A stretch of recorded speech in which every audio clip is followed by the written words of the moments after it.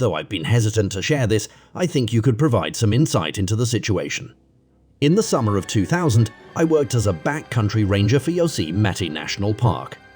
I spent my first season there alone, and on this particular night, another single ranger's car broke down at Crane Flats. I drove down to meet her and help her back up, and we navigated the darkness in my Toyota Fortuner until we reached Highway 120, where it was approximately 11 p.m. As we continued on, I had activated my headlights to help me see the rough terrain. Suddenly, a large object appeared directly next to us, only a few yards away, and it was moving quickly. It was enormous and dark, lacking a clear shape, but it appeared to be a large upright dog or wolf running through the trees beside us. It slowed down as we approached an open area where it stopped and stood in full view. It was easily twice my height, which is 6 feet, with a large chest. Its front paws and back legs are what I do recall. It was a very strange night, but I wonder if this could have been the same creature that my ranger companion had seen near Tuolumne Meadows, which is miles away. It stood there staring at us while we were at a complete stop, and to say it was terrifying would be an understatement. It was too dark to make out any more distinct features. The creature stood there on 2 legs. It took a step off the road and disappeared into the brush. Now believe me, it wasn't unusual to see wildlife there.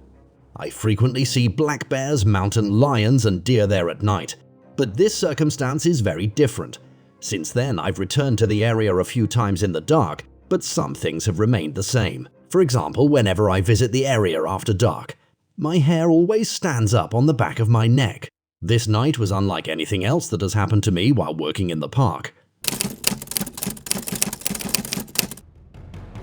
I've thought about it a lot over the years, and I can't help but wonder if there is a large alpha predator lurking around in the area. Perhaps everything serves as a viable food source for this creature.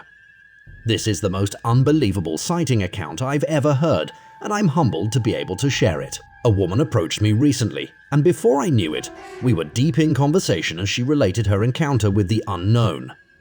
She told me that one early summer evening in 1993, she had gone outside to watch the sunset while enjoying a glass of red wine on her front porch. Suddenly, she said, about 15 or 20 bright lights appeared in the sky above her house and all around her property. At first, she didn't know what to make of this sudden explosion of light, but after realizing that they weren't moving and weren't producing any noise, she stood up in fear, then looked down to see if she could pick up any reflection of light. She said that when she looked out the window, there were beings by her cars in the driveway and by her trees in front of her house. She explained that they were very tall, very muscular, and pale-skinned with what appeared to be dark hair on their bodies. She noticed that there were now several strange crafts all around and that they appeared to be flying beings moving around. She was so terrified that she ran to her house and locked all the doors behind her. She ran downstairs to the first floor and into the dining room, where she became even more terrified when she realized they were trying to enter the house. She admits that she couldn't tell if they were male or female, but she just knew that there was something different about them other than their height and physical appearance. She was so terrified that she didn't know where else to turn. She said that after sitting down at the table and starting to pray, all of the beings vanished into thin air. She then ran upstairs to look out the other window and realized that the craft and the beings had all but vanished. She spent the entire night sitting up in her bed, watching out her window for any signs of them returning, but she never did. She also stated that she went to the sheriff's office about her sighting and was informed that there had been no reports of any strange lights or aircraft in the area. She said that although she is convinced otherwise, she will never be able to prove what she saw. Being a devout woman, she added that if it was the devil or his demons who came for her, then God must have wanted something from her since they had returned to bother her multiple times since the first encounter. I asked her if she would be willing to tell me the specifics of what happened, and after some persuasion on my part, she was glad to share it with me. It was a humbling experience, and I'm convinced there is something other than us out there. This happened about 12 years ago on the Navajo Nation. At the time, I was 23 years old. Lived in a small house on the west side. My mother at the time was visiting, and we were sleeping. She believes it is a test of faith. I was so terrified when I woke up and saw a dark figure standing by my open window peering in from the inside that my first instinct was to hide under the blanket.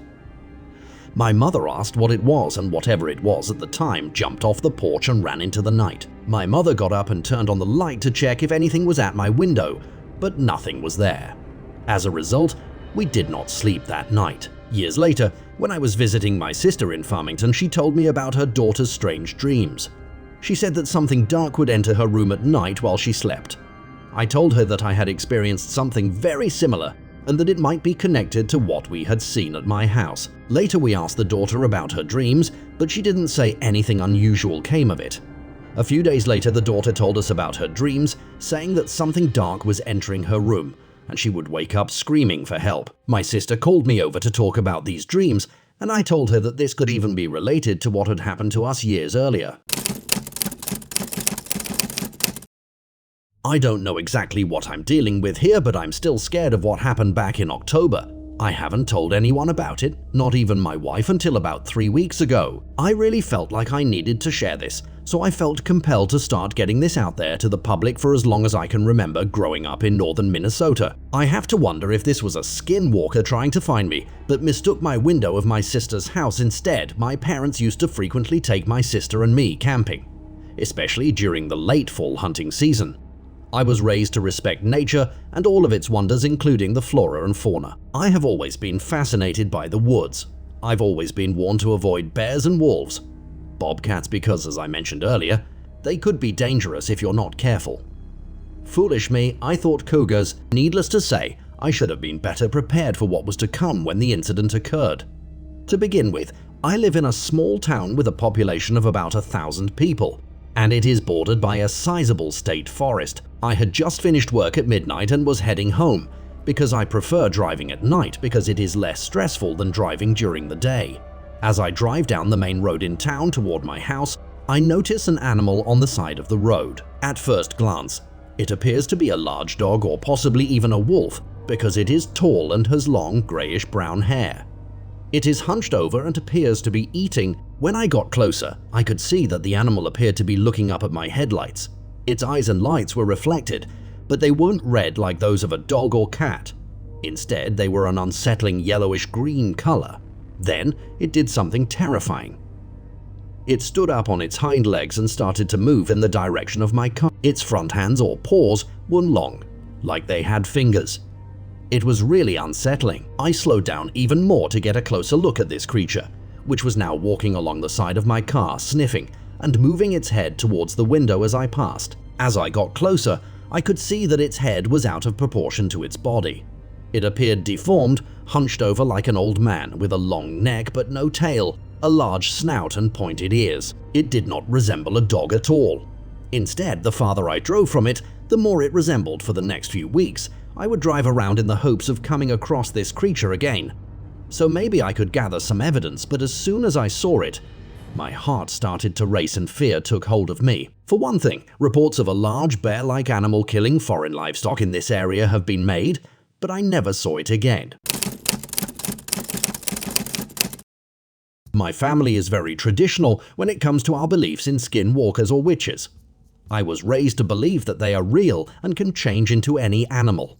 When I was younger, my family would tell me stories about seeing one or hearing strange noises at night, but I never believed them. I am a male Native American who was raised and lived on the Navajo Indian Reservation my entire life. I live with my family in a small 2-story house. My parents live downstairs and I live upstairs on the 2nd floor. I was walking inside the house after getting home from work, exhausted and beat up, when I saw something. A black figure on all fours was standing just out of sight, maybe 15 to 20 feet away from the front door. It didn't move, but it looked like it was staring at me, tilting its head to one side. I froze for a moment before running inside and locking the door. You won't believe what I saw when I looked out the window and saw it change into a huge black dog with red eyes that seemed to glow and wisps of smoke and black coming off of it. I called some friends over to the moonlight to see if they could help keep me company, but by the time they arrived, it had already left. I'm not sure what I saw, but I know it wasn't a skinwalker. If you understand what I mean, it almost looked like a hellhound. Whatever it was, I'm still upset about it. My great-grandmother, who bore my name and was the eldest in our family, passed away a few years ago at the age of 96. It turns out that many of the problems associated with her hobby and lifestyle followed my family after she died. One of my great-aunts, who was well known for being a witch and practicing black magic, died before I was born. The possibility exists that she summoned one of these entities before she passed away, and the other 7 children are either waiting for something to take over their role or are simply observing what happens.